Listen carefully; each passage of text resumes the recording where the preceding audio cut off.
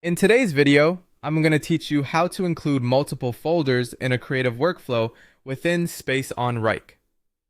Wrike is a versatile project management tool, and knowing how to efficiently organize your tasks and folders can be a game changer for your productivity.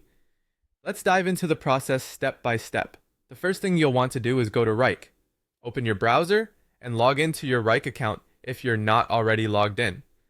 Once you're in, navigate to the appropriate space where you want to apply these changes. Spaces in Wrike act like containers to help you keep things organized, so it's important to make sure you're working in the correct space. Next, you're going to open the space settings. To do this, locate the space name on the left sidebar and click on it. This will bring up various options, and here you'll want to click on the gear icon, that little settings icon you see. After this step, a menu will appear where you'll need to select workflows from the options listed. This is where you'll manage and create workflows specific to this space, setting the stage for our next steps. Now let's move on to creating or selecting a workflow. In the Workflows section, you'll see a button labeled Plus New Workflow. Click on this to create a new one. You can rename this workflow to something that makes sense for what you're trying to achieve.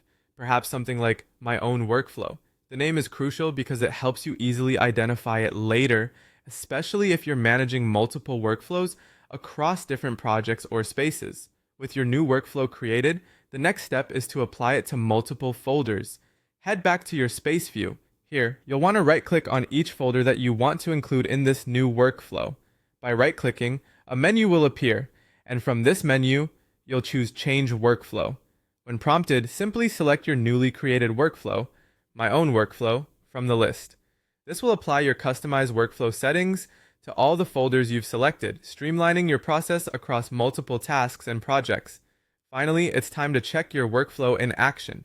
Navigate to the tasks within each folder to ensure your newly applied workflow is functioning as expected.